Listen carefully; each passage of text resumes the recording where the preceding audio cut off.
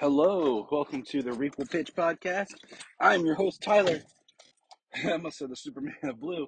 That's from my other podcast. But hey, I'm here to talk about something a little different today. And if you're not familiar with this, this is where I pitch ideas for reboots, remakes, sequels, prequels. If I was in charge of a certain IP, what would I do with it? Just a little fun thing to do to get the brain going. And I usually do it while I'm in the car. I do some driving for work, and it's just nice to keep the mind focused. Today, we're going to focus on a series, which is weird, but let me explain. We're talking about Dexter. Now, I haven't quite figured out what I'd call it yet. It'll probably come to me. But Dexter, I've revisited.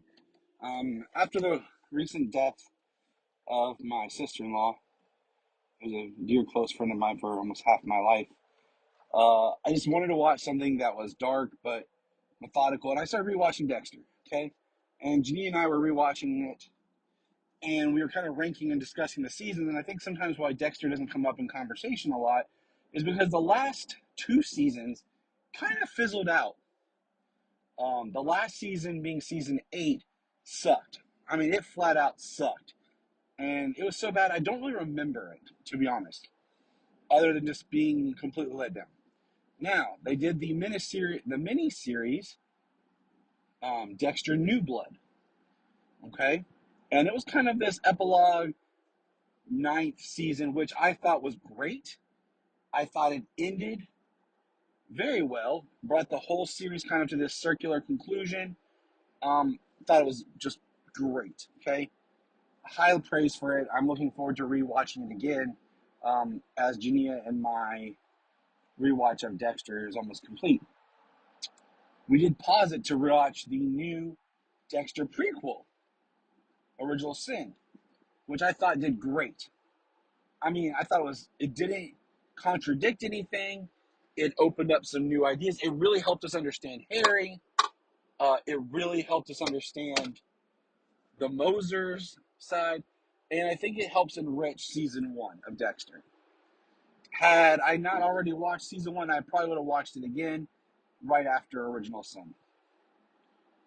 Then came the announcement of Dexter Resurrection.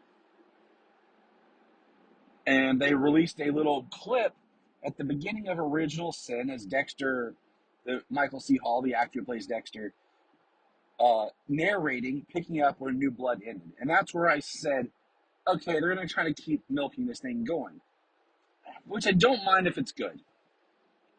So, since they're doing these mini-series kind of things and not really committing to a full-on new show, that's where my pitch comes in.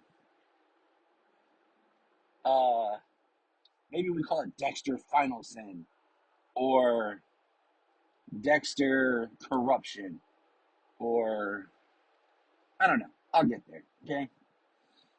But the idea is spun out of season 5 of Dexter, which I think is one of the weakest seasons, but has one of the best episodes of all time in it, which is Teenage Wasteland.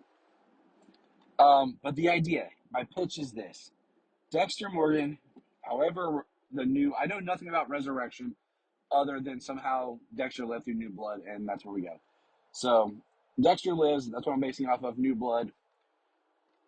All right. So, here's how it goes. Dexter, on the run, doing his thing, whatever, gets wind of a serial killer. This serial killer is targeting men, and the crimes are in certain ways. He starts to recognize patterns, and they're all men convicted of who got the charges dropped on them or escape conviction of sexual crimes against women. As Dexter digs in, they're blonde women, and they are Caucasian, and basically it's now Dexter up against Lumen, which was Julia Stiles' character in season 5, because she kills alongside Dexter in that, and she leaves at the end. And, he makes this big thing about, I'll carry your darkness. And we really go into what happened to her afterwards, how she was good for a while. She started to have a family, but then she started the trauma of what she experienced. She never really got help for what happened to her. And she thought she was good for a while. But then she ends up accidentally murdering her husband because he would drink a little bit. They were playing, doing some role play sexually. He did some things. It triggered her. She accidentally killed him. She had to cover it up. She did what she learned from Dexter. And then it didn't satisfy her because now she had this guilt. And so she has a child herself, and maybe two. And now she's been targeting people using this lust for her, kind of like a corrupt version of Dexter in a way. Um, and it brings out this thing in Dexter where he's like, do I stop Lumen or do I encourage her? Now, Dexter, having been through the experiences and traumas of Original Sin, and I won't spoil that for anyone who hasn't watched that yet, or not Original Sin, pardon me, New Blood, his mind shift is different. He still evaluates the code.